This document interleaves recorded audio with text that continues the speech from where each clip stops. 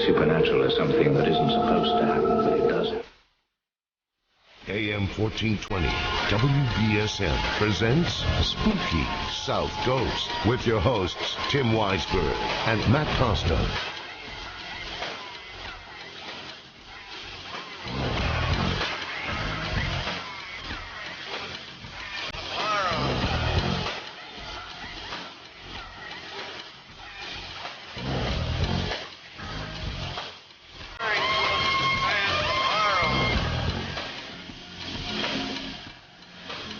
Good evening and welcome to Spooky South Coast.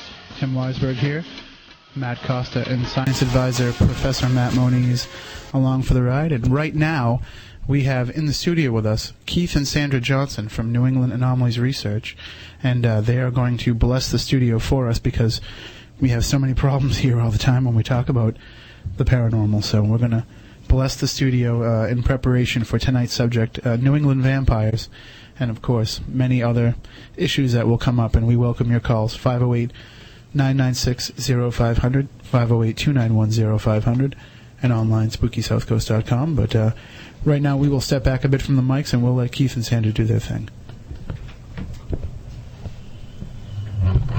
In the name of our Creator God, we ask blessings upon our endeavor this evening. We ask that any negative forces be expelled and in their place. We ask for that which is holy. We also ask for angelic protection upon us this evening. Angelic protection watching over us, so that nothing which is negative can harm us, cause destruction, permeate negativity this night. We ask this blessing in the name of our Creator God. We ask for that which is holy join us and for protection. Pie Jesu, que todas peccata mundi, dona es requiem. Pie Jesu, que todas peccata mundi, dona es requiem. Angus Dei, que todas peccata mundi, dona es requiem, sempiternum. Lamb of God, who takes away the sin of the world, grant us peace, grant us rest. We ask the Lord's blessing on this place. May a mighty and holy warrior angel stand by guarding us upon this endeavor. We ask this in the name of our Father, Son, of the Holy Spirit, And let us bring holy water as they recite the prayer. and of the angelic host. We thank you, Lord, for hearing our prayer. We ask your Spirit to guide us. In your holy name we pray. Amen. Amen. This concludes the blessing. And so there you have it, a live blessing of the Spooky South Coast studios. So we're just going to take a quick second to regroup here. I'm going to have Matt run a couple commercials, and we'll be right back here on Spooky South Coast.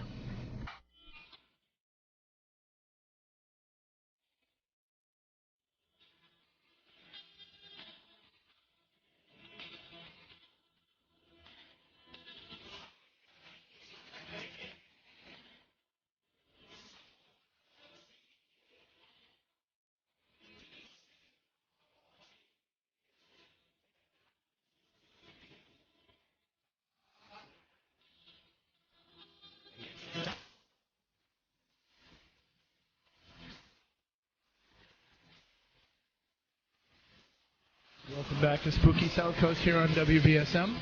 As we said at the top of the program, Tim Weisberg here, Matt Costa behind the boards, and Professor Matt Moniz behind everything else. So we would like to welcome into the studio Demonologist Keith Johnson from New England Anomalies Research, and you also know him as the Demonologist from the Atlantic Paranormal Society. And his wife Sandra helped him with that blessing. Thank you both very much. Hopefully that'll help. Hopefully. We'll see. I mean, I think aside from the evil forces that might be interrupting our show sometimes. There's probably some gremlins in the system as well. I'm pretty sure this board came over in the 1940s, so it wouldn't surprise me. Well, so you guys have had an interesting week. Last week you called us at the top of the show out investigating a haunted mill and had some happenings. Maybe you should fill in everybody on that, because we didn't really get back in touch with you. We were worried about you the whole time. Well, thank the Lord we made it back safely. We had a very successful investigation. We did have some activity. Two of our members, Kim and Russ, happened to be walking in back of us along the trail. It's about a 25-minute walk to this place in Foster, Rhode Island, and it's an abandoned mill site. They turned around. They saw somebody walking, or what they thought was somebody walking in back of them. Actually, all they saw was a pair of legs, and then it kind of disappeared behind a tree, and then they saw no trace of it again. So then later on, I swear there were people coming up in back of us, so I just waited for them to approach, and they never did. So then two of our members, Mike and Rob, had their shirt tails pulled, so something was going on. They felt some really cold breezes, really frigid breezes, and I would say that place is definitely attributed to paranormal activity. And you felt cold breezes, and I can attest, at least up this way, last Saturday night was very warm. Yes, yeah, it was warm. We spent quite some time out in the parking lot after the show talking with Derek and Keith from Capers, and I remember remarking about how warm it was, so to get those kind of cold spots. And also the tugging of the shirt is really interesting, because that's an invasion of personal space. You know what I mean? That's yes. Something reaching out and trying to get your attention. Definitely. And the pair of legs, that's very interesting, because Steve Gonzalez experienced something similar at Waverly Hills, where you see just the legs walking. Is that something that is a frequent occurrence, to see just, we hear about upper torso apparitions, but is it strange, floating hands or anything like this? Is this something that is commonly reported? Interestingly, a few years ago, TAPS was at a location in Brooklyn, New York.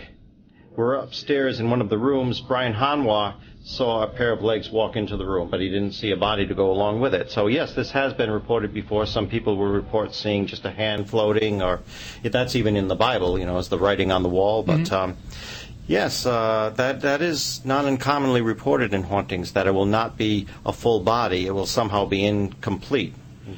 As if it's trying to tell you something. Well, exactly. It's getting enough of the message out there. It may not be able to fully manifest, but it's making its point known. Now, how did it come about that you went out to this location? Is this something that you'd been planning? Because I remember you told us last week that it was a commonly known haunted place. Mm-hmm. Oh, yes, it's something we've been planning for a while. I've been there quite a few times myself. I'm very familiar with the area and with the story. But there's some members of our group, New England Anomalies Research, that have never been there before, so I figured this would be a good night to take them there. Is it kind of like a training ground, like for people that are new into the field? This is a place you take them because you can pretty much say, this is a good place for an investigation. Some things have happened here. It could be, as long as we go in numbers. It just makes me think of like firemen. When they're training firemen, they have those. I forget what they call them, but they, like in Worcester, they have one. It's like they set it up, and it's a model of a burning building, essentially. Yes. They go in for training purposes, and it seems like there's these little paranormal spots here and there that we can almost use as a training ground for investigators. Oh, yes, definitely. We have several spots where we do that, where we take new members or members in trainee and see what they're going to react like if something does happen. We don't want to take them into, obviously, a demonically infested house in their first time, although that did happen to us when my brother and I were teenagers. So trial by fire. Right, exactly. And, of course, and one thing that we do want to mention, too, for people who are interested in getting involved with the paranormal, who may not have any experience at all, or may just, you might not want to get out in the field, but you at least want to learn a little bit more and find out a little bit more evidence. Keith is giving a class next Friday night at the South Coast Learning Building in New Bedford. And we took the class last time he was in the city, and it was just amazing. Not only the evidence that they present, but also the wealth of information that they give you. And, I'm still looking over my notes constantly from that class because I use them to reference in other things that I'm reading about. Now, how long does it take you to put this class together, to put together the syllabus for teaching this course? Well, it's basically what we've been doing all along. So we actually tried to condense everything to try to possibly fit it into 2 hours, which is very, very difficult to do. We try not to go over the time limit, but there's just so much to cover. So basically our main thing was just condensing it. Okay, we've got this to say. We could talk an hour on this subject or more. How do we condense this into 10 minutes and then go on to a next subject? So largely with the help of my wife, Sandra, we put that together. And she does seem to be the brains behind the operation. Oh, yes. Yeah, I like to think so. Well, like Ozzy Osbourne, she's kind of my Sharon, so I'd be kind of lost without her. So. Well, that's a pretty interesting analogy there, because I don't see Keith walking around the house yelling, Sandra! No, I don't go that far, but... And as you said, you try to wrap it up within 2 hours, but you do invite people to bring in their own evidence. Oh, yes. And that's when it gets really interesting, because, here are your friends and neighbors from right here in the city or in the South Coast area bringing in their own evidence of hauntings. And last time we were there was definitely some interesting photographs and some interesting EVPs from our friends at New England Paranormal Video Research Group. Mm-hmm. And do you find that usually you also conduct these classes in Providence as well, right? Yes, we do. And do you find that when people do bring in their own evidence, is it usually pretty convincing, or do you find a lot of, like I went out in the graveyard during a rainstorm and I captured all these orbs? Well, yes, we get that too. We get, some people bring in photographs and they think every little dust particle is a spirit. Well, then we get some people who are very skeptical too, and we get various opinions, and but we love to look over them and give people our opinion. And people say we want your expert opinion. Well, in my opinion, nobody's really an expert in this field. Absolutely. You just try to get as much knowledge as you can as you go along. And one thing that I've kind of changed my mind a bit on here, and over the past couple of weeks I've been kind of looking at some of these new groups that are coming out there, their websites, their MySpace pages. Mm-hmm. They're putting up evidence, and I say, all right, that's dust, that's rain, that's, they have all these and I was looking at it from the perspective of these people are trying to pass off sketchy evidence at best as good, solid evidence. And I've come to realize that's not really the case, I don't think. I think it's more just a learning process for a lot of these groups, that they have to learn to distinguish this stuff. And the first time you go out there and capture an orb with a camera and you think that you have something solid, it's a process. And so, for any of those groups out there I may have offended, and that was not my intention, I apologize, because I've come to understand what's going on. I mean, we, as you said, you backed into a demonic entity in your first case. We backed into, some pretty solid EVP evidence the first time that we went out. So, mm-hmm. I mean, we take that for granted that some people, are still learning. They don't have a class like this available to them to go and take and to learn some of this information right away. True, and we say one of the greatest assets to have in this field is patience, simply patience, because you may hit the jackpot the first time, Mm-hmm. Beginner's luck, so to speak, but there's those times where you just spend hours and hours and hours of reviewing activity and a potential activity, and sometimes you find nothing. I mean, Sandra and I have been staring at footage of a bathroom door for like 2.5 hours, and we're just intentionally matrixing little animals. I see an owl in the woodwork, but you have to have a sense of humor about it too. And and that is one of the worst things too, is when somebody sends you a photo and they're like, I see over in the corner of this, this figure, and it's like, whoa, don't tell me that. Right, exactly. You'd rather find it yourself, and if it comes out at you, great. So, and as you said, it took a while to be able to pare down, this wealth of knowledge into a 2-hour course. And do you find when people leave, are there other aspects of the paranormal that they'd like to see taught? Because I know we've talked about possibly doing a demonology course. Yes. So many people would be interested in at least getting, a background education in demonology. We find that a lot. At the end of the class, people say, I wish you would talk more about the inhuman aspects, the demonology and everything.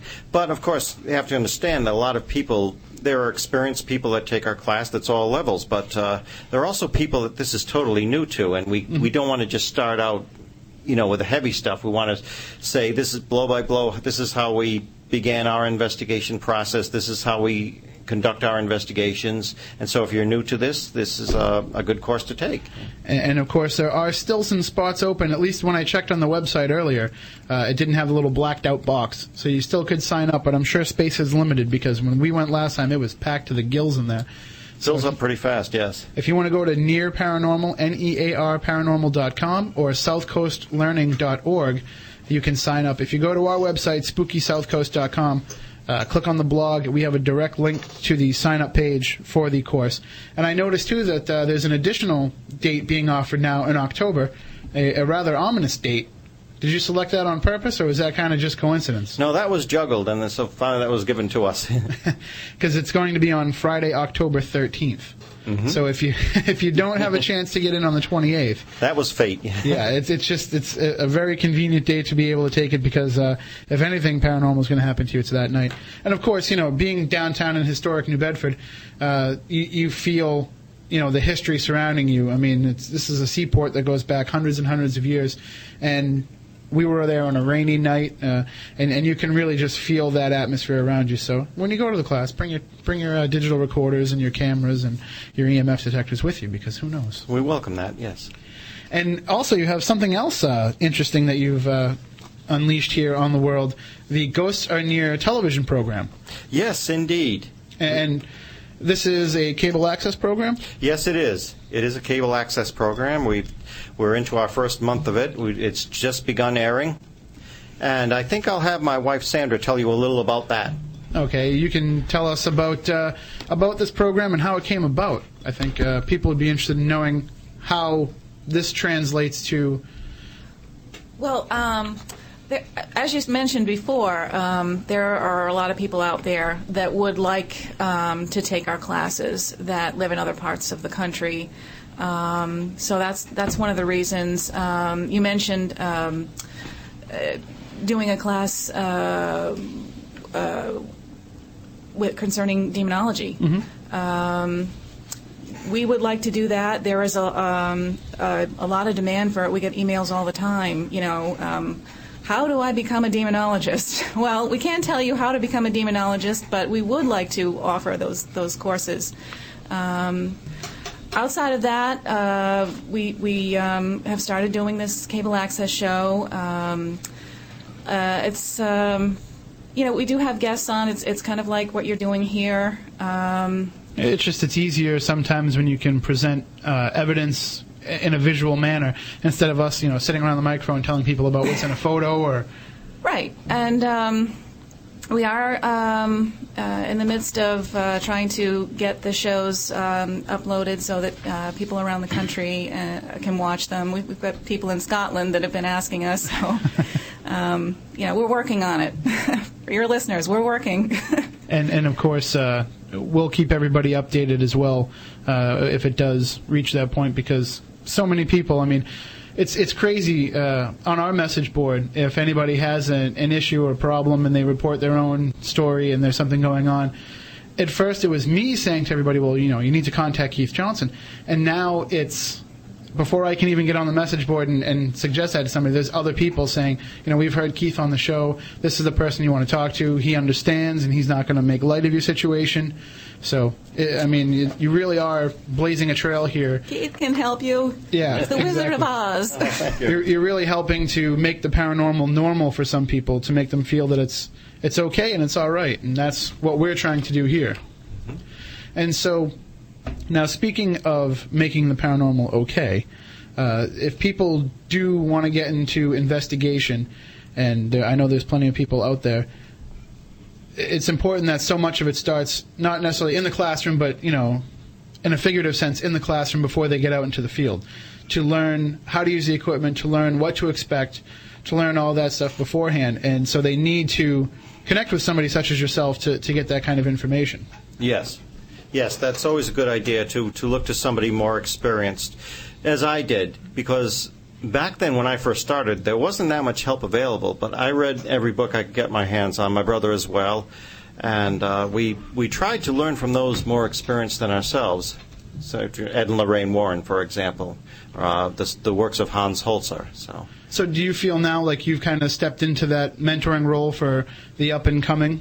Oh, definitely. I'm always mentoring somebody constantly. There's always somebody, and I feel I'm learning along with them, too. As I'm helping them, I'm learning as well.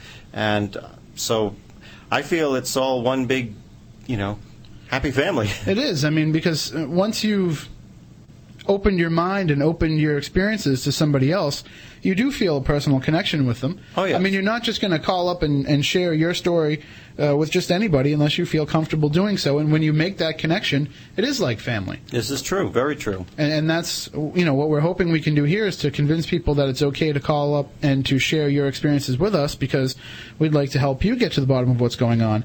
And before we get into tonight's topic, New England Vampires, which I'm very excited about, we would like to throw out the phone numbers. So if you do want to contact Keith, I know there are many people out there, and I put out a MySpace bulletin tonight letting people know that you're going to be here, and that even if you can't hear the show, it's okay to still call in.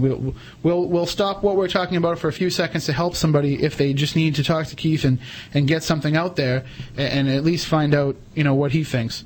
So 508-996-0500, 508-291-0500. And Matt, do you think we should take a quick break here? Or? Yeah, we can take a break. All right, we're going to take a quick break, and on the other side, we will talk about New England Vampire Legends with Keith Johnson. So stay tuned. Don't look now, but spooky South Coast is creeping up behind you right after this. Crystal Expectations is an extraordinary experience. Crystal Expectations has books, jewelry, candles, incense, oils, CDs, tarot decks, religious and fantasy statues, and cultural items from around the world. Crystal Expectations offers a wide variety of services including Reiki, Kuan Yin, magnified healing, and meditation. Do you want to find out the influences in your life and what the future holds for you? Call to schedule a tarot or Hindu astrology reading. Crystal Expectations' knowledgeable staff has over 40 years' experience in a wide variety of spiritual disciplines. They can provide instruction in spiritual cleansing for yourself and techniques to reduce negative influences in your life. Crystal Expectations is located at 854 Brock Avenue in New Bedford, serving those interested in the paranormal and spiritual for over 18 years. 508-990-7898 or visit crystalexpectations.net. You can also email them at crystalx@verizon.net. Turn on all your lights, lock the doors, and pull down the shades. Spooky South Coast is back. How did you welcome? Contrary to some beliefs, the vampire, like any other night creature, can move about by day, though it is not his natural time, and his powers are weak. The strength of the vampire is that people will not believe in him. Oh, you were a vampire, and baby, I'm a walking dead. Good evening. Welcome back to Spooky South Coast. Tim Weisberg here. Matt Costa is along, and Professor Matt Moniz, the science advisor, who is a real scientist, contrary to internet rumors. And why don't you just take that in stride, Matt? That's no problem. I know. He's not upset about that at all. So, and of course, we are talking with Keith Johnson. You know him as the Demonologist and the leader of the New England Anomalies Research Group. Visit them at N.E.A.R.paranormal.com. But tonight we are talking about New England vampire legends and lore. And right before we jump into that, we do have a call on the line. So let's see who it is. Good evening. You are on Spooky South Coast. How you doing? Hello. Hello. I just wanted to, I have a story to share. I'm not too sure if I'm crazy or not. Well, we can tell you that you're not. I mean, we can't be sure. But, I mean, if it's a story about the paranormal, we won't tell you you're crazy just based on that. Oh, okay. Well, that's good. Well, first of all, I'd like to say hello to Keith. I took his course about a couple of months ago, and I just had the best time. I thought it was so great, I'm so interested in the paranormal, and my husband and I took it, and we just loved it, So I want to thank him for that. Appreciate it. Thank you. Okay, and now my story. It would have happened a few years ago. I was taking care of my girlfriend's house. Actually, she lived in an apartment in the city, and she had gone away to Europe for 2 weeks, and she asked me to just, stay over and watch it and, take care of the place. And so I did, and maybe a couple of days before she was to come home, I was laying in bed at night. It was the middle of the night, and I woke up, and I was so scared. Nothing had happened. I didn't hear any sounds or anything. I just had a feeling that I wasn't alone. And So I turned on all the lights, and I went and I sat in the living room with the wall to my back, so I could, nobody could walk up behind me or anything. And I just sat there, and I just waited until morning, until I could go home. So I never told anybody about it or anything, and I never went back there alone. I waited until she came home from Europe to go back there. I wasn't going in the house by myself. So a couple of weeks go by, and she was bringing her laundry to her mother's house, and I said, "Don't you have a washer and dryer in the cellar, don't you?" And she says, "Yeah." She says, "But I refuse to go down there."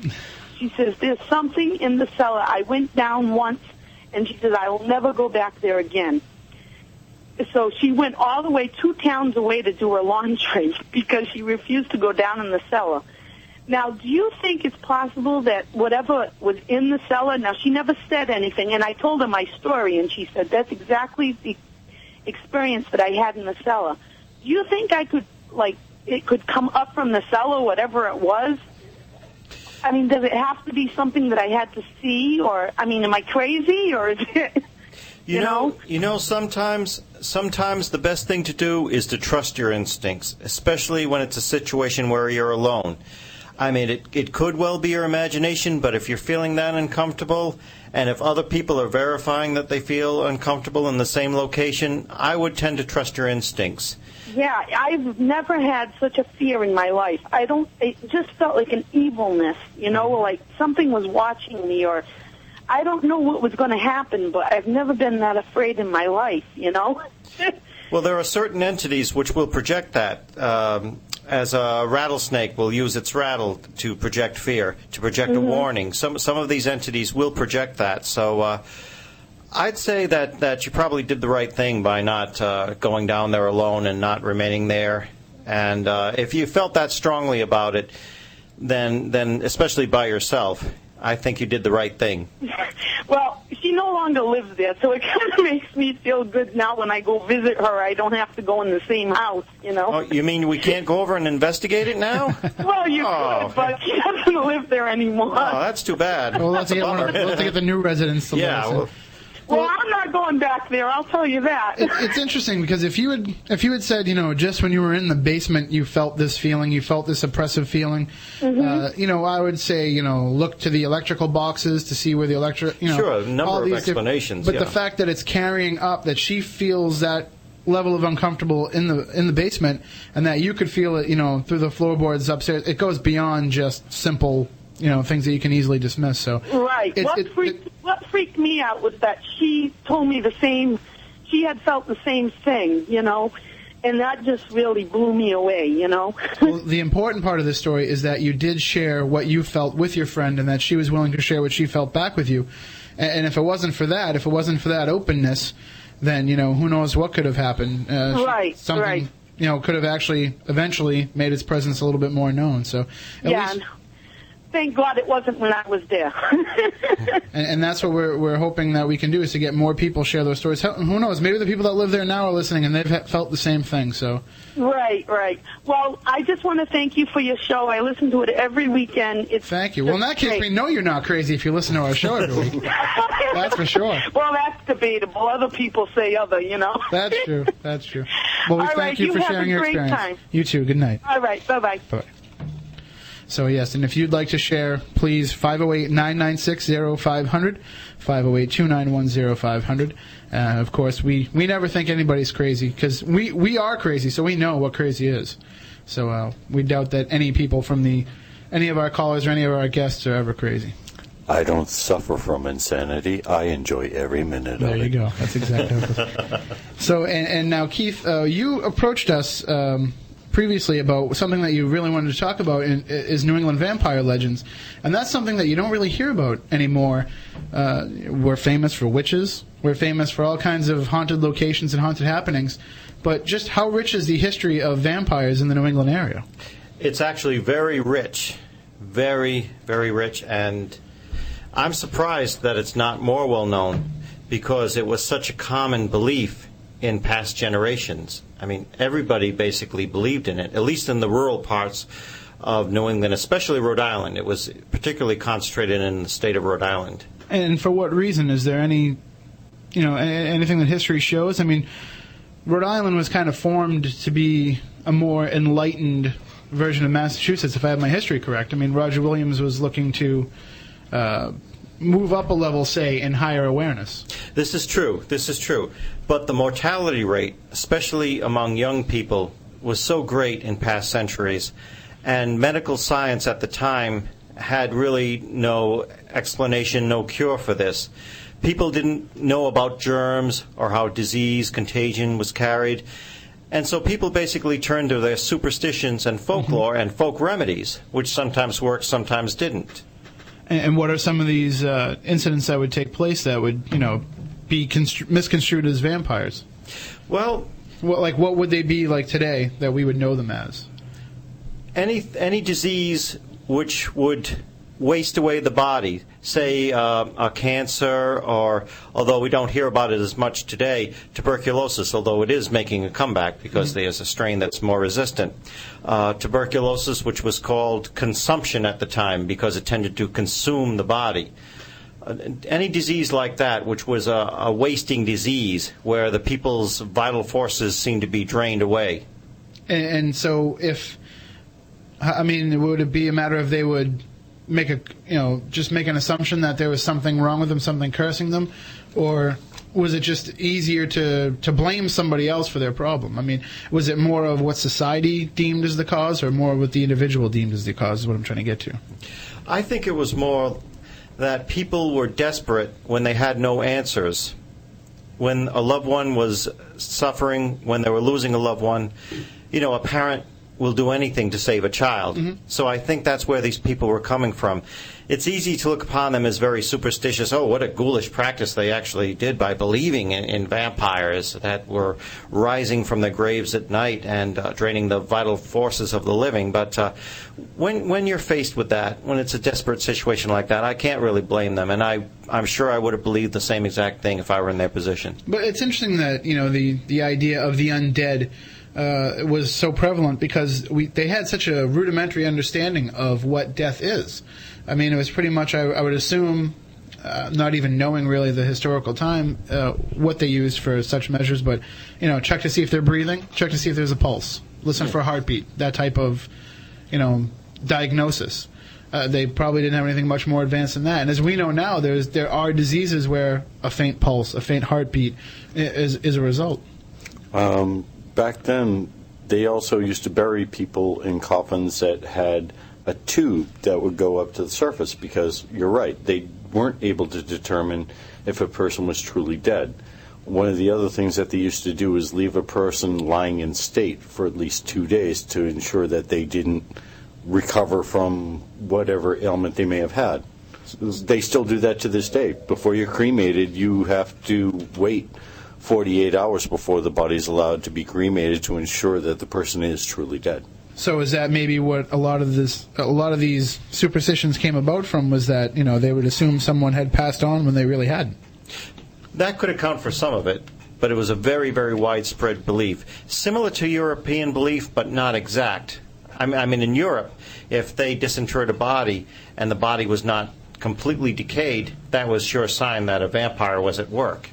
And when a body begins to decompose, sometimes if the chin is not strapped, the mouth will come open and the tongue will tend to protrude. So it became a common belief in Europe that vampires were not draining the blood from the living through fangs. They were using their tongue. They had a little stinger in the back of their tongue, it was believed, that they used because the tongue was protruding, so that's what the vampire was using. I mean, in terms of the colonial times and even today American vampires, what is a lot of our understanding, a lot of our belief in vampires related to? Is it a European notion that came over, or is it, kind of combined with, I know that there's a similar character to the vampire in Native American lore. Is this kind of like a merging of those, or are we pretty close to the European idea?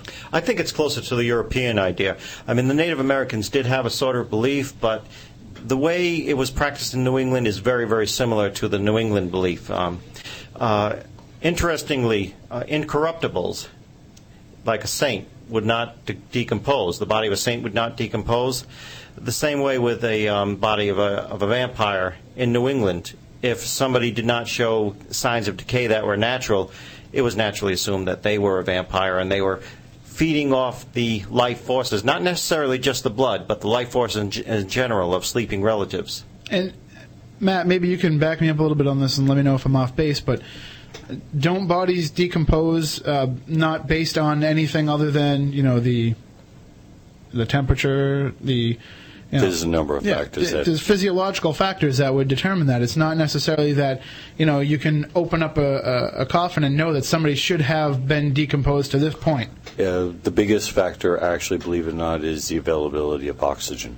Okay. Oxygen is one of the primary ingredients used by most what's known as aerobic or air-breathing bacteria, which is what breaks down the body. There are other microbes in a oxygen-free environment called anaerobes or anaerobic bacteria that also break it down too, but it takes a lot longer. So there is no general rule of thumb for how fast the body should decompose? Just a combination of the relative availability of oxygen and temperature. Right, the conditions when a body was buried, even a person's body chemistry will affect it. Mm-hmm. Mm-hmm. Well, now, let's get into some of the actual claims of vampires, aside from the possibility of how they could occur. But, what was it that would determine whether or not somebody was a vampire? What got them pinpointed as a vampire? Was there a vampire culture like there was today, a darker culture that might have gotten singled out? Or was it just when these things would arise, blame a vampire, and then worry about who the vampire is later on?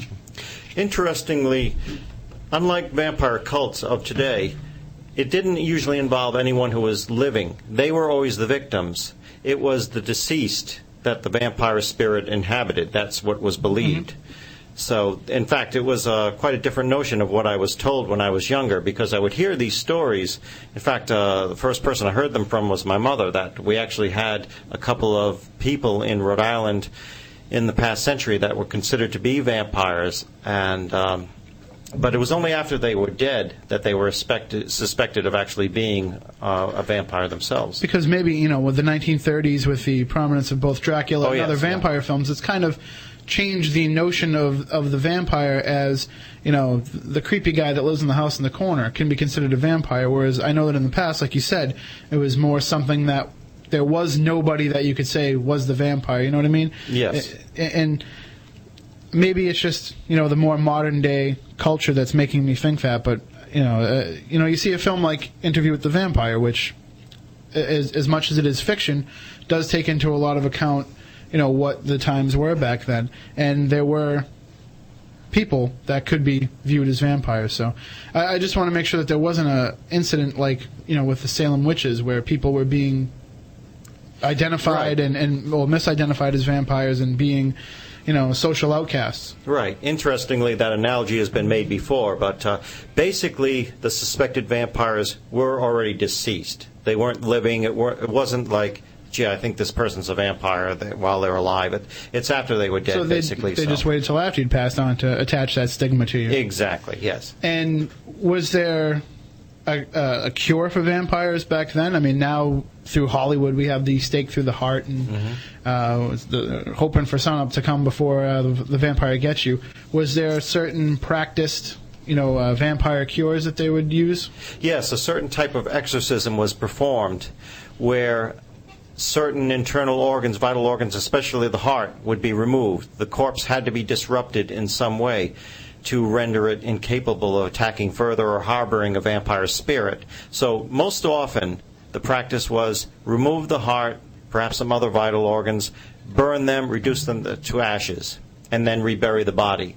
That was supposed to be the cure-all, and sometimes it did seem to work, sometimes it didn't, depending on the surviving family members. And how much of the legends and lore of today were true back then? For example, if you were attacked by a vampire, did you become a vampire?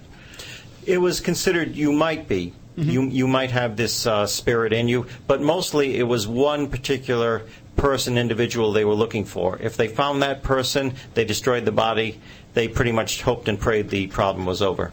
Because, it's kind of evolved now into where if, you kill the head vampire that infected all the other people who are now vampires, they all get cured.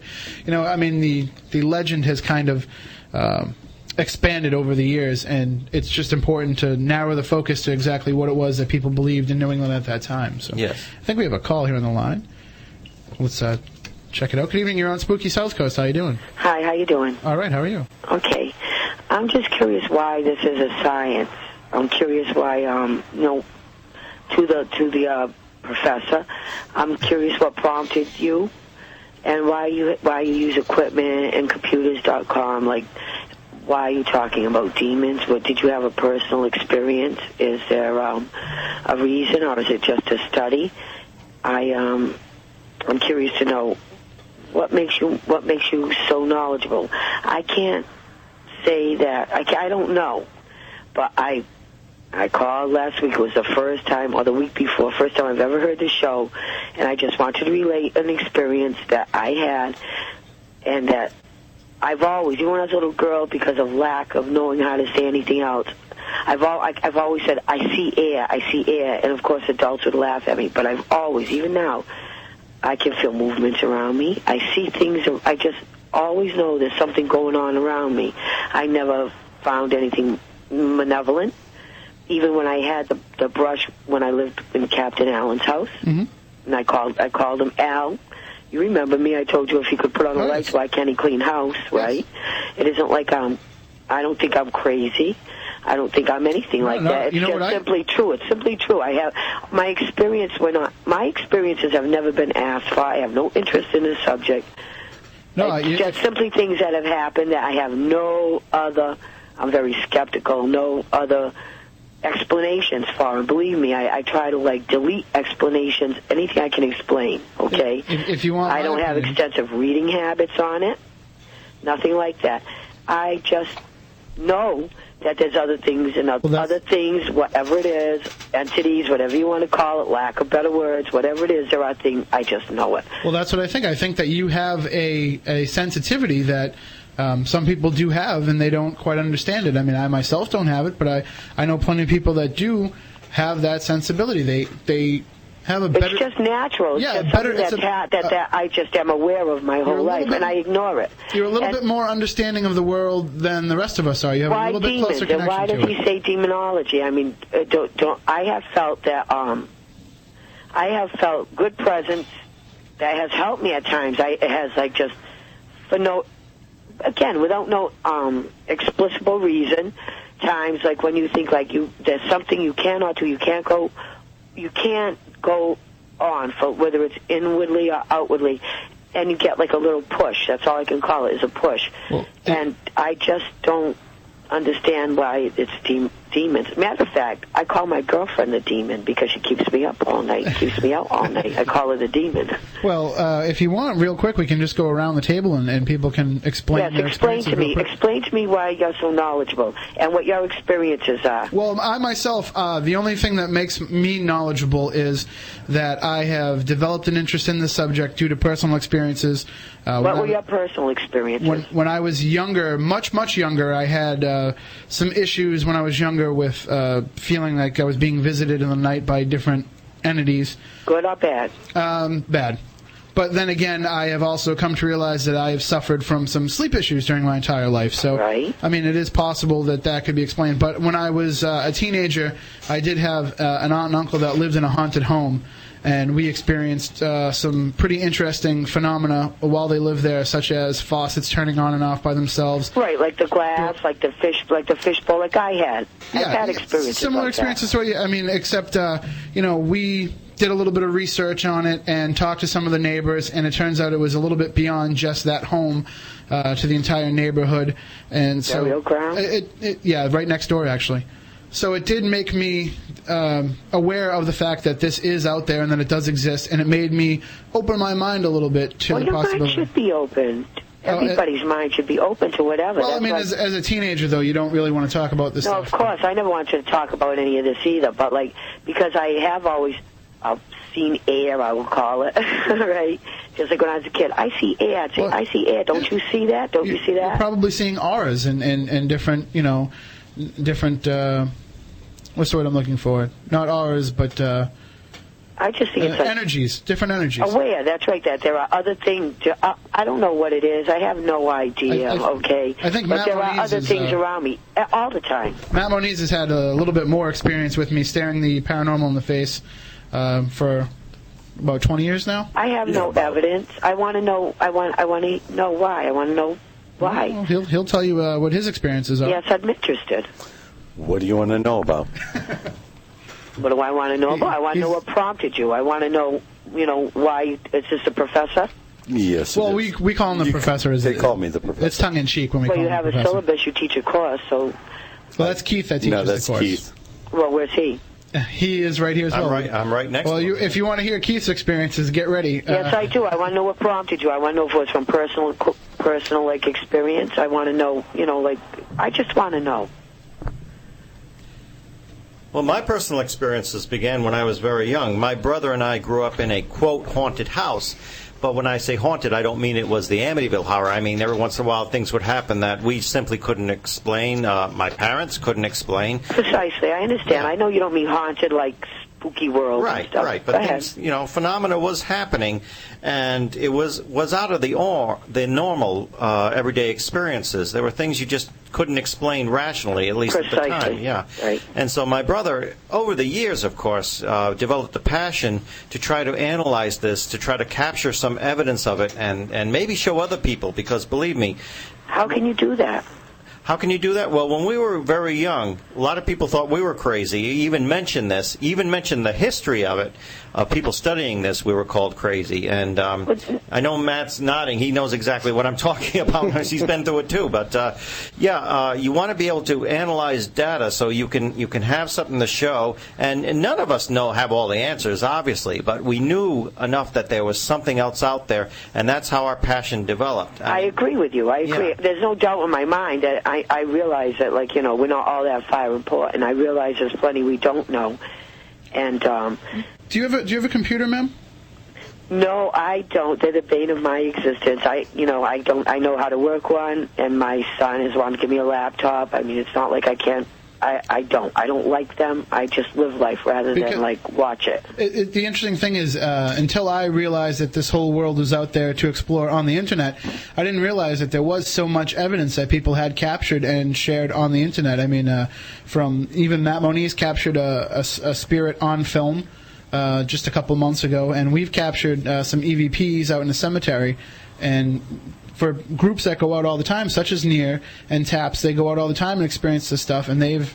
And this isn't just theory, this is empirical. You have empirical evidence. That's what you're telling me. Well, I mean, I'll let Keith and Matt make the determination as to what is evidence and what isn't, because... Not that I need evidence, because I don't. I'm not like you. It's not like I know what you know. I'm not even claiming to. I have no proof. I have nothing. I just simply know. It's just, I don't ask for. I haven't read anything on it. It's just experiences that are true. But just because you know, you still like to have the evidence to...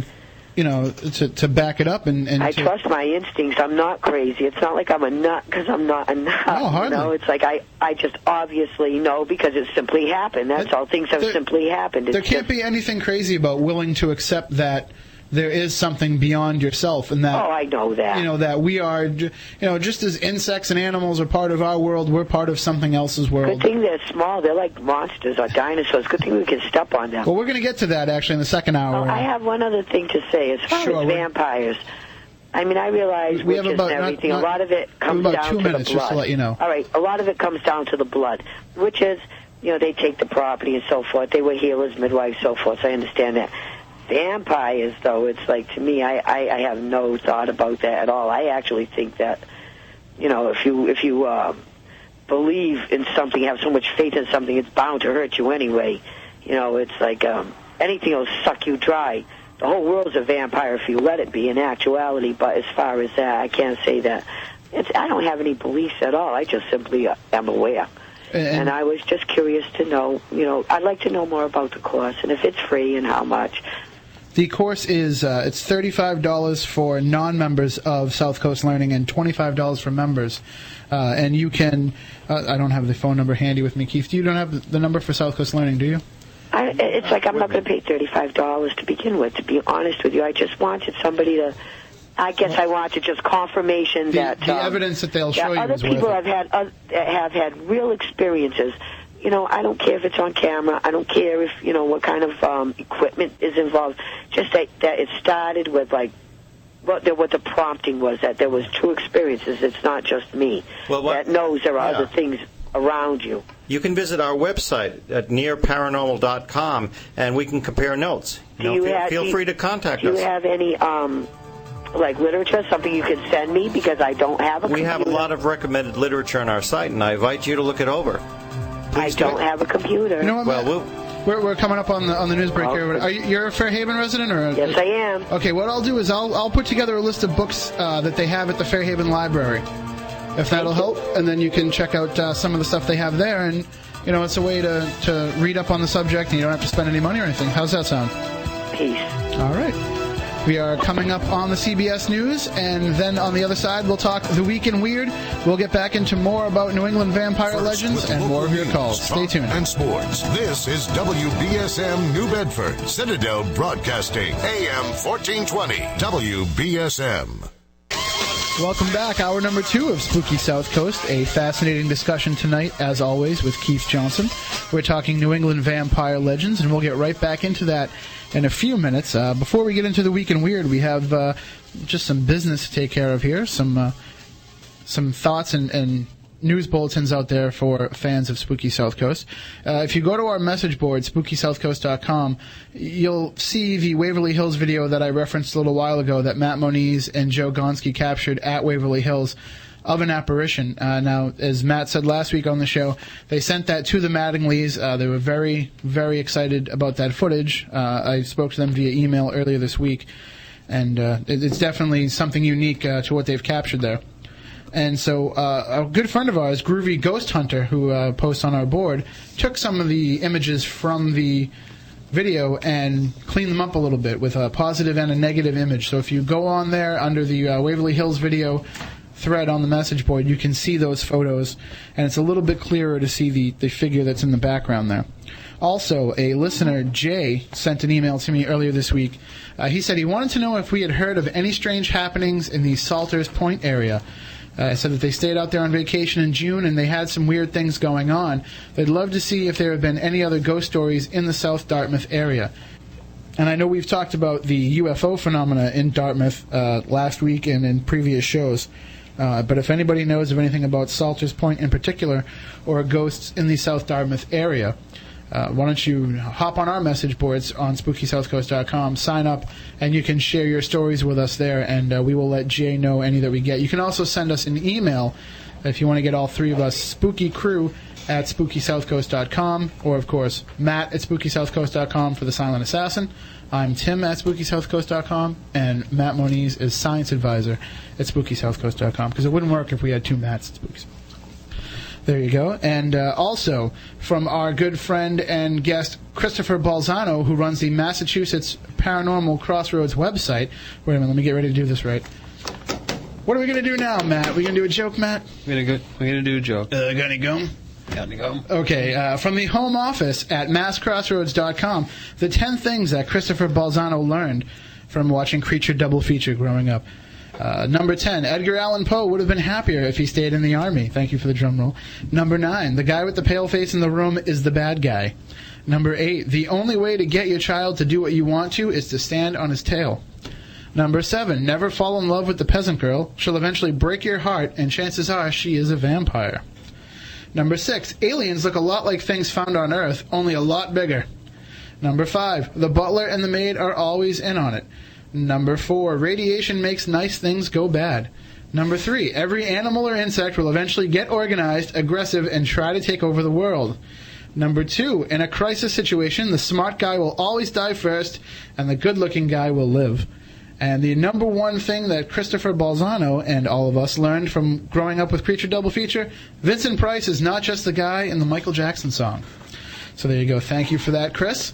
And we urge you to check out his website, masscrossroads.com. It is the crossroads where reality and fantasy intersect. So that takes care of those few little items of business. Now it's time to get into something we call The Week in Weird. And VH1, the cable television channel VH1. You remember them. They used to play music videos once upon a time. Well, as part of their new continuing process of celebriality, they have a new program coming out about the paranormal, believe it or not. Jumping on the bandwagon, why don't you? This story comes from the Norwich, Connecticut Bulletin, written by Amy Lawson. The Connecticut Commission on Culture and Tourism has broken its silence about this week's filming of a VH1 reality show at the former Norwich State Hospital property. As first reported in the Bulletin last Thursday, representatives from the Commission, as well as production company 51 Minds Entertainment, declined comment, citing a confidentiality agreement. However, they were there filming something. The Bulletin was right on top of this story, and they have been doing some digging and some research. The show is an investigative reality series with celebrities that is being filmed for VH1, said Naomi Boluchnikov, a publicist for the network.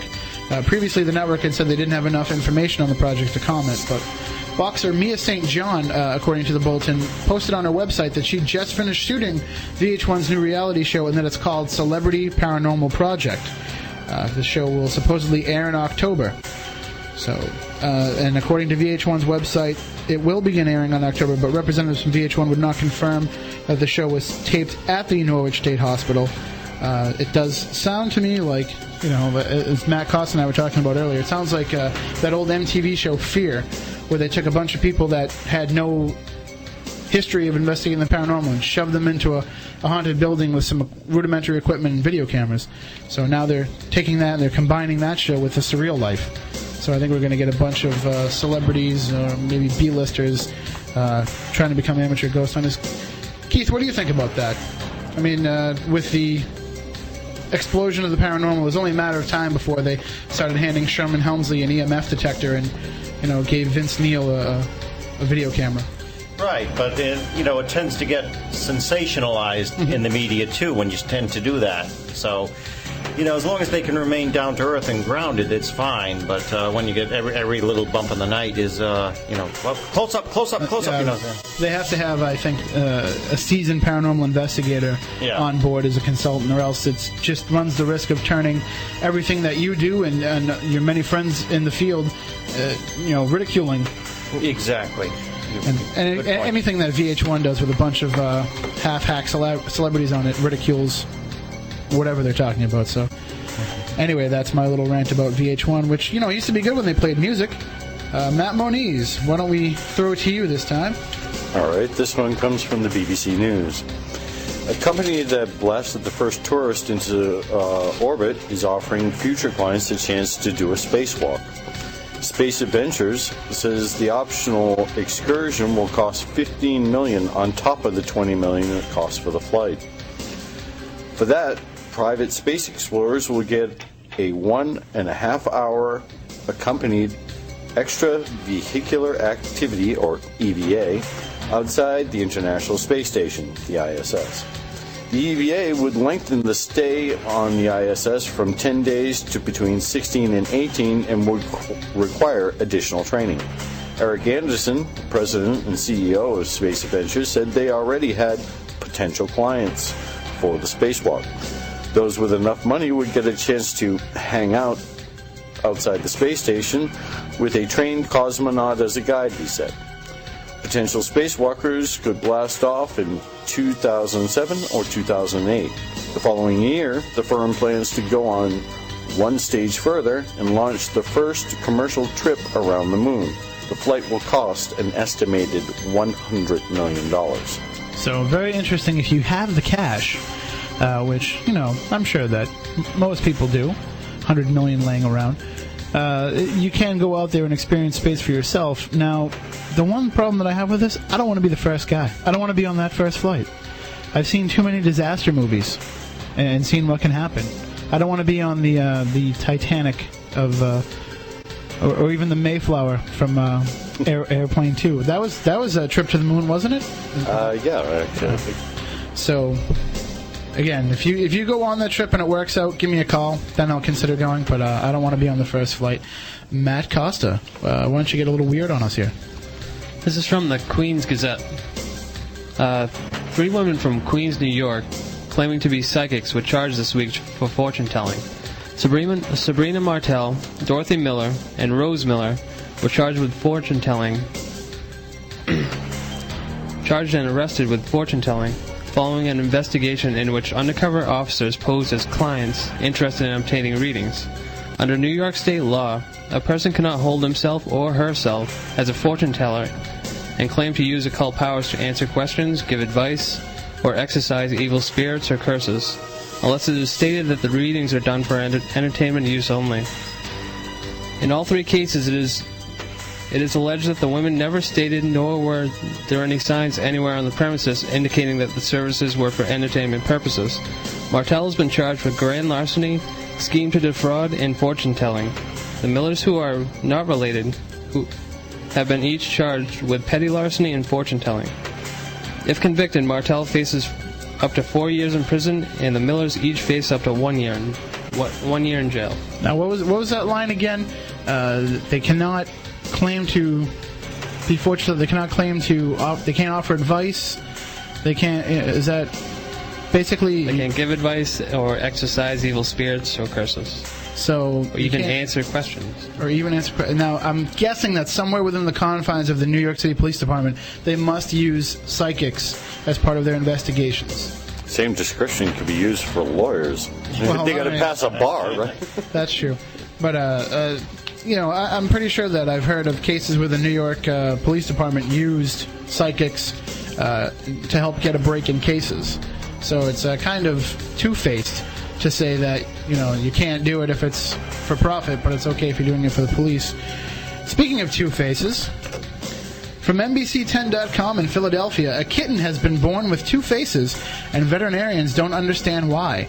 The kitten was born Wednesday morning in Ohio. It has two mouths that meow in unison, two noses, and four eyes that have not opened yet. Well, because it's a newborn, give it a few days. The little boy who owns the cat said he hasn't decided on a name for the kitten yet, but said he wants to name it Tiger. My recommendation is he names it Tiger Tiger. Two other kittens were in the same litter, but they are normal.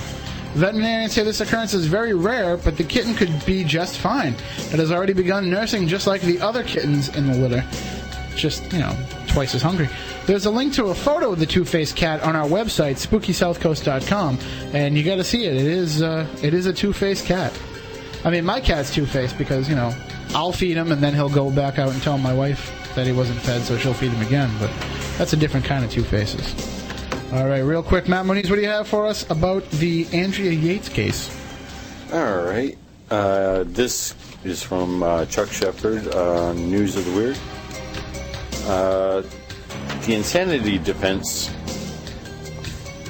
law for the state of Texas requires that a delusional person acting under the orders from God be judged not guilty by reason of insanity.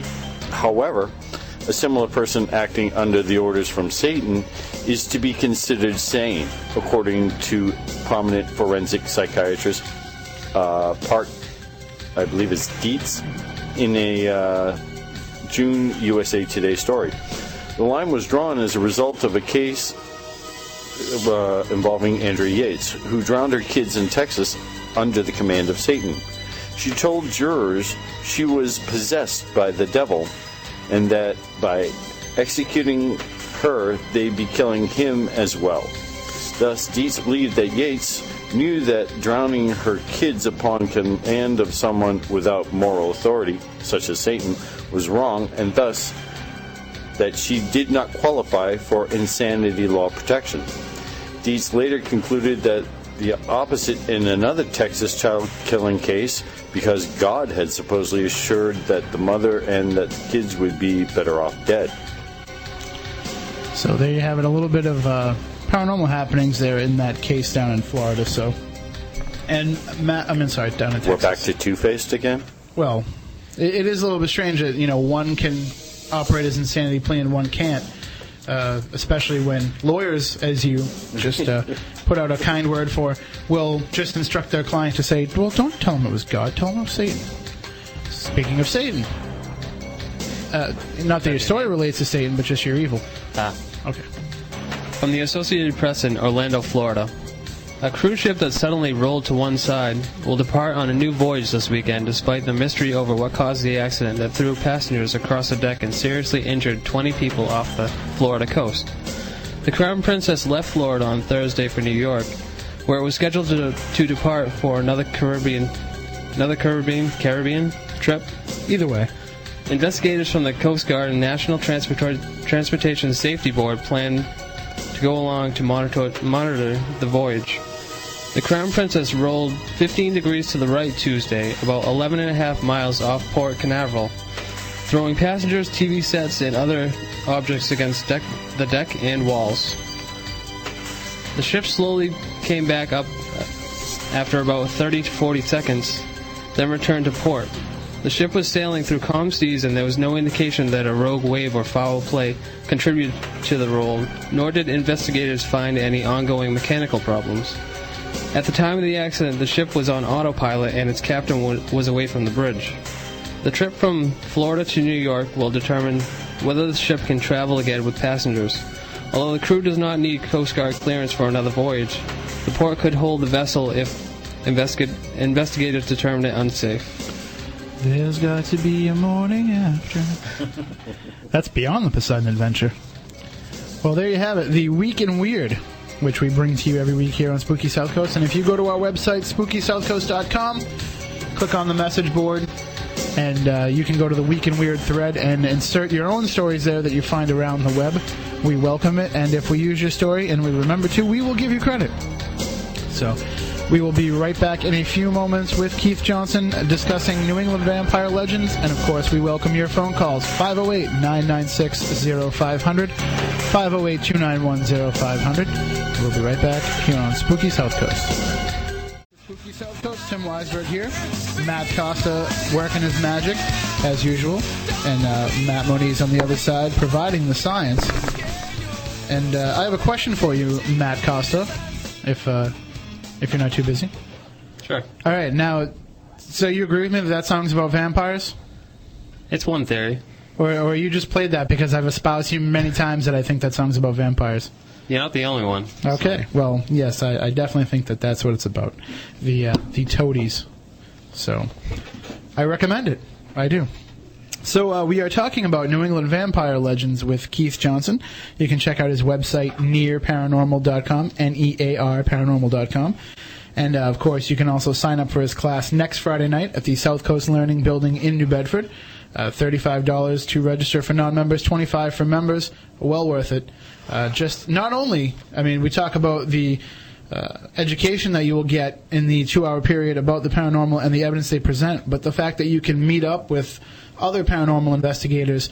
Maybe you want to get out there in the field. Maybe you don't feel comfortable with your level of experience. You can catch another group that's still in the beginning stages, or you can hook up with, a group that is long established and has the equipment and can train you on the equipment. So there's plenty of networking to be done, and it's a chance to go and talk about your experiences with people that have experienced similar things and realize, no, you're not crazy. Well, unless you're us, and then people are just telling you that to be kind. So we are talking about New England vampires. And, of course, Keith, coming from Rhode Island, you have one of the most famous New England vampires in your state's history, Mercy Brown. Oh, yes, Mercy Brown, my personal favorite. And why don't we, for those unfamiliar, because, we're worldwide here now, why don't you tell some people that might be unfamiliar about Mercy Brown and that, accusation?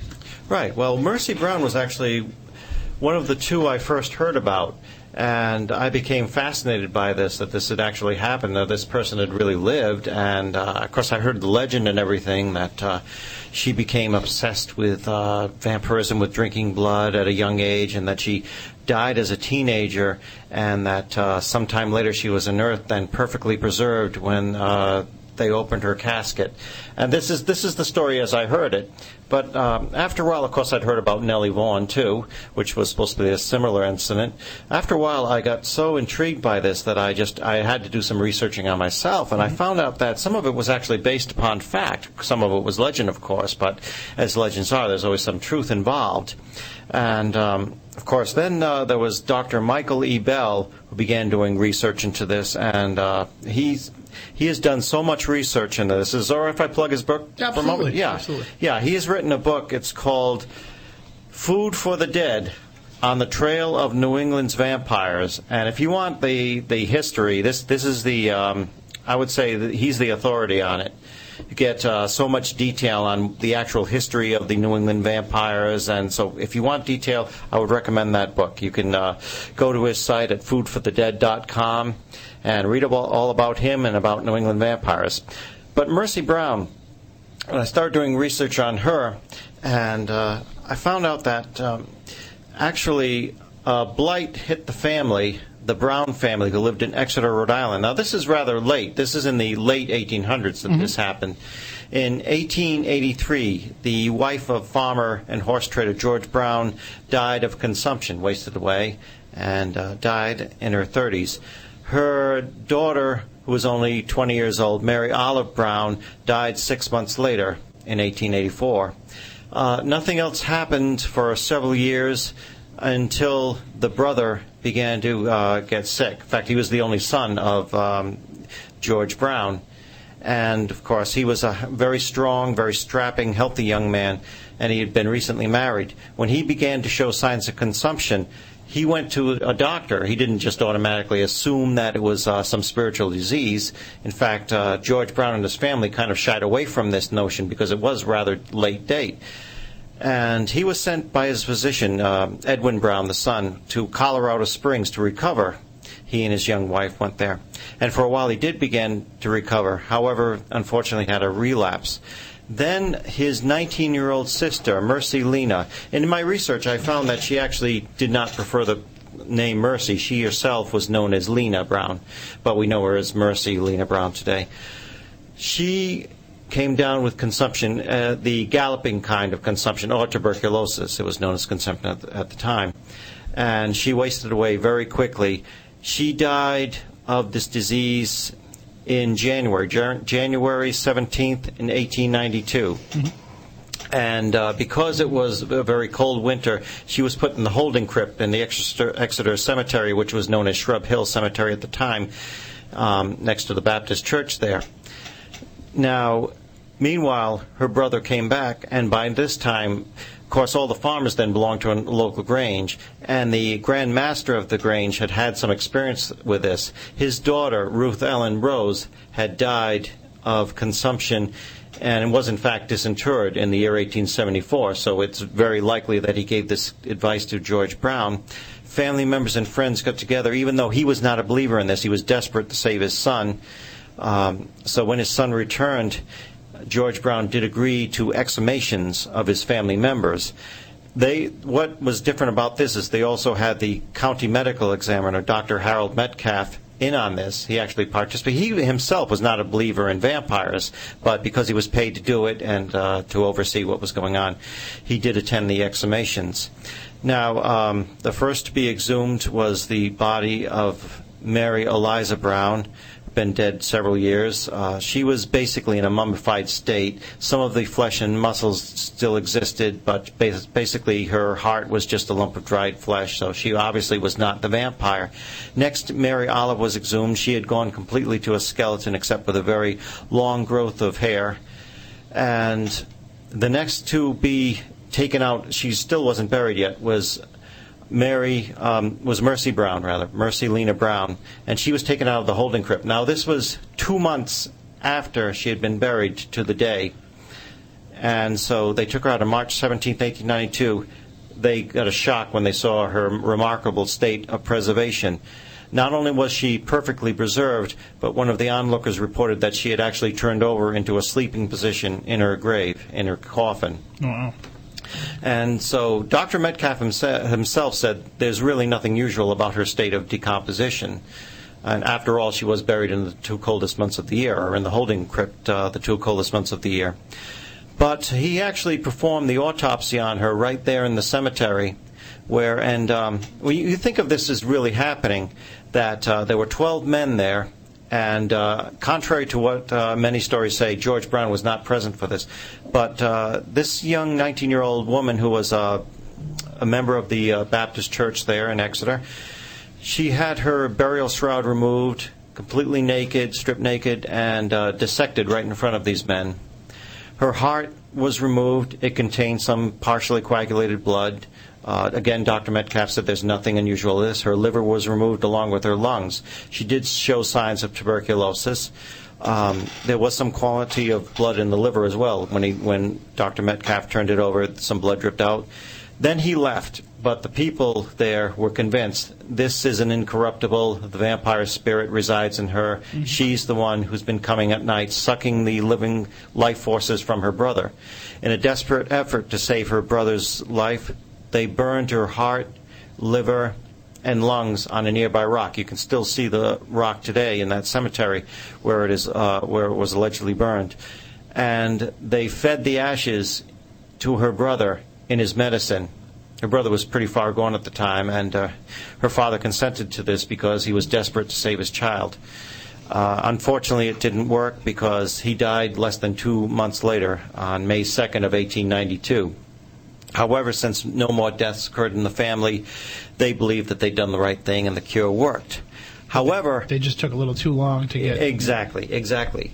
So while this was going on, because Dr. Harold Metcalf, the respected county medical examiner, was involved, it leaked out to the Providence Journal, first to the local Gazette and then to the Providence Journal, and it basically made them out to be a bunch of superstitious fools living out there in Exeter. How could they do such a barbaric practice? Why is this going on? Yeah. Yes, in 1892, and so it got very, very famous, and that's actually the case that put a stop to it. Bram Stoker actually used the Mercy Brown case in Dracula for reference. When he died in the year 1912, his wife was looking through his papers, and she did find a clipping from a New York paper referring to the Mercy Brown case. So obviously he had done research on the Mercy Brown case. Because I understand when Stoker was compiling all the information for the book, I mean, he did exhaustive research. Oh, yes, he did. On vampires. I mean, it wasn't just... he made up a lot of these legends and things that we use today when discussing vampires. This was stuff that he accumulated from different reports around the world. Mm-hmm. Yes. So I think we have a call here. It might be about Mercy Brown. Good evening. You're on Spooky South Coast. Hey, guys. How y'all doing? Good. How are you? Good. It's Ashley from Texas. Nice to hear from you. Oh, nice to hear from you guys, or listen to you guys a little bit. I don't get to hear you live, so... Yeah, she has to settle for the next day. You got it. It's all right. It's worth it. Well, I know Mondays are my favorite day of the week. I know that you've been trying to get in touch with Keith. Oh, yes. And he's here with us, so say hello to Keith. I know, that's why I called in. I wanted to call in and say hi. Hi, Ashley. How you doing? Good. Good to hear from you. Good to hear you, too. Actually, my car has been having all sorts of problems, so I've been spending the past 2 weeks with my car in the shop nonstop. So sounds familiar. I haven't really had much of time to do anything. Mm-hmm. But I just wanted to call in and say hi to you guys, and that I love the show, and don't really have much to report or anything. I just wanted to call in. Things are going okay with you? They're getting a lot better, yes. Okay. I also wanted to call and see when you guys are going to finally get those Silent Assassin T-shirts up, because I really want one.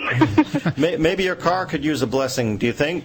You know what? It's funny that you say that, because actually all of my car, we have been investigating to see whether or not it's a lemon, but it's really funny that you say it, because for the past week, whenever I'm driving, my doors will randomly unlock, the lights will go off and on, and I'm almost positive it's probably just an electrical thing, but it's really funny because all my friends are like, your car is possessed or something. We're talking about New England Vampires tonight, and the cemetery in the case we were just talking about, the Mercy Brown case.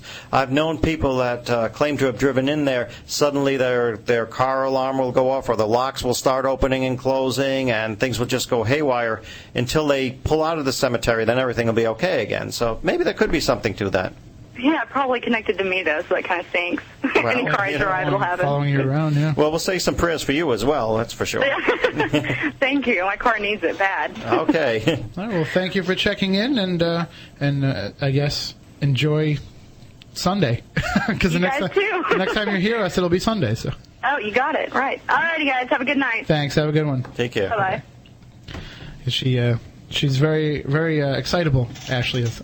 Yeah, very enthused. Yeah, she's been suffering some paranormal circumstances of her own, which she shared on our message board. If anybody would like to read her story and see if maybe you have some advice to offer her.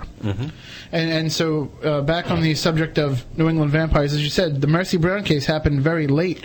But then in the 1930s, as the Dracula film hit, I mean, the book hit, what, in the 1880s? 1897 it was published, yeah. And so, there was renewed interest in vampires, I'm sure, following the book and definitely following the original film. Yes. Was there any more talk of vampires in New England, or was it kind of just by that point it was, you'd get an isolated incident here and there? Basically, it was legend, and some people still claim to have seen strange floating blue lights in the Exeter Cemetery next to Chestnut Hill Baptist Church. I've never seen anything unusual there myself. Personally, but there are people who claim to have witnessed this.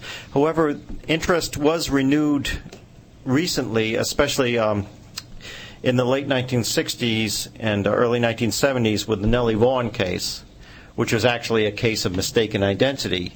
There is a young woman buried in West Greenwich, Rhode Island, in a isolated cemetery, and ironically, apparently some people were searching for Mercy Brown, and this is around the time of the late 60s, early 1970s, and they came to the wrong cemetery. I mean, it's located off of 102, but they went in the wrong direction. They went down Plain Meeting House Road. They came to the cemetery. They searched through it. They found a 19-year-old girl, which fit the age of Mercy Brown when she died. She had died very young, and what was really cueing them in was the inscription on her headstone, which read, "I am waiting and watching for you." And they were sure, wow, this is our girl. We found our girl. I mean, obviously this was put on because she was a vampire. And it actually is an epitaph, which is a frequent phrase used for a young person or a child at the time who has died much too young, is "I am waiting and watching for you from heaven." Yeah, that's what I mean. Right. But that's not looking for a vampire, that would be what I would assume. But if I'm looking for a vampire, I can see the other side of it. Right. And there is, this poor cemetery, there's been so much damage and vandalism done over the years, and people claim that they've seen her floating over the grave. They've seen this and that. There are numerous reports of people being scratched, touched, and it may well be, but I don't think it's Nellie Vaughan herself. It may be simply because people have brought all this negative energy in through cult activity and vandalism. Perhaps the most disgraceful act of vandalism there is that a grave was once unearthed there and the body pulled out. There was a deceased gentleman of the town, and a pack of cigarettes was placed in one hand, a beer in the other. I mean, it's just terrible. And a group of thrill seekers were out on Halloween night some years ago, in 1993, I believe it was, looking for a thrill. They came to the cemetery, and that's what they found. Well, I guess they got it. Right. They sure did, yes. But unfortunately, I mean, you hear too many cases, just general vandalism at all in a cemetery. And these are respected areas that they are, should be shown proper reverence. And I don't think every cemetery is haunted, but I do think that the people who do this type of activity in those places do have something that follows them home, and they get what they deserve. Very possible. Yeah. Now, just to take a step back, the whole reason the vampire myth exists is because there's always been this type of character in all kinds of folklore. And as we've learned, there are certain people that do suck out the energy from other people. I mean, yes, known as psychic vampires. Exactly. This is true, yes. And somehow that has gotten crossed in with the vampires of today, like we said at the top of the show, the cults of today. People who are vampires not by, any kind of malevolence, but just due to lifestyle. Yes. And the fact that they will drink blood as a way to rejuvenate themselves. And how do these vampire cults today interact with this whole myth, or should they be considered separate because they don't have that type of evilness to them? I think it's very separate. It's a very separate connotation. And remember what we're talking about, that the New England vampires of history were only considered such after their demise. I mean, they were not alive to to have to go through with the mystique and connotation that had blighted their names. Fortunately for them, they didn't have to live with this sort of persecution as, say, the Salem witches did. But the vampire cults of today are very, very different. It's a social community. It is people who have adopted this lifestyle, sometimes by choice, sometimes they feel they really don't have a choice. Mm-hmm. But we must respect their belief as long as they're not intentionally harming anyone else, which usually they don't. They don't. Generally, it goes totally against what it is that they believe, to harm someone else for their benefit. Exactly. They see themselves as, like you said, as a community. Right. And, to attach this stigma to them, mm-hmm. Everybody's free to have their own beliefs. Just as today, we wouldn't begrudge anybody the chance to practice the Wiccan religion. Right. And same thing with vampires. So I just want to make sure that we mention that we do not condemn. Condemn them. So. Mm-hmm. There was a story that just came out, I believe today or yesterday. Unfortunately, a lot of young kids are into this goth and, the vampire type of mm-hmm. lifestyle. It's also become a source for predators to pick them up. There was a couple of young girls that were supposedly lured to a cemetery by one of these predators and I guess was recently attacked. Well, that... not directly related to vampires, mm-hmm. but I'm saying... But if we break it down, not that we want to psychoanalyze these people, but, a lot of these people are looking for acceptance into something, and this is what they turn to, and so they are pretty trusting from the more experienced members of these communities. So, and unfortunately, there are people that will take advantage of that. Interestingly, in the early 1970s, again, there was a young woman, a teenager actually, I believe she resided in New Hampshire. She went, I won't use her real name, but she went by the name of Lilith. And what she would do is dress up in basically the Gothic-style garb, and she had an obsession with vampirism. She really felt that she needed this blood. And so what she would do is hang outside of historical cemeteries dressed like, really alluring, but like a goth chick, so to speak. And sooner or later, some guy would come by, a teenage boy would come by, and they said, "Wow, look at this, and they'd pull over, and she'd lure them into the cemetery with promises of sex or whatever, and she'd actually put the bite on them and draw blood, and she had done this a number of times. Talk about a dangerous lifestyle. Somehow she survived to tell about it, but she did eventually seek help, but I guess the last I knew, she had joined some kind of motorcycle gang, and I guess she was never heard of again. Not that she disappeared; she just went off with some people. No, yeah, she's just dropped out of the limelight. Yeah, she's just cruising around. Right. Unfortunately, vampirism today, you do have to take into account now with AIDS and other diseases that are communicated through the blood. Mm-hmm. It does totally change what it is that they do. Definitely.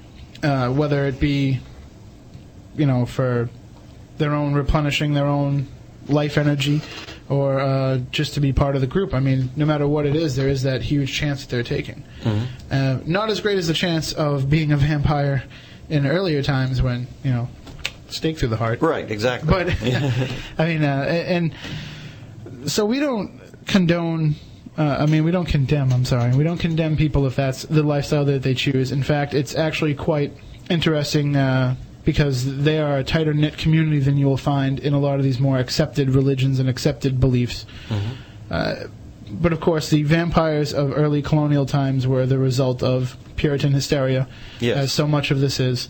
And is there any kind of historical monument, historical recognition for anyone who, post-mortem, was believed to be a vampire? Is there any type of... Like we talked last week with Belinda Nash, who worked out a pardon for Grace Sherwood. Is there any after the fact type of, wiping their name clear? Only, I think, in the fact of shared knowledge, such as I'm doing tonight, or Michael Bell's book, Food for the Dead, is doing, to try to shed some light on the actual historical truth, to that these were actually very innocent people that never harmed a soul in their life, what we know of. And, of course, there was the tale of Stuckley Tillinghast and his daughter in Exeter. And back in 1799, when he supposedly had a dream that half his orchard had died, half thrived, and one by one, after his dream, his family members began dying. His daughter, Sarah, beautiful daughter, died at age 22. She was supposed to be a very, very lovely girl, very beloved throughout the town.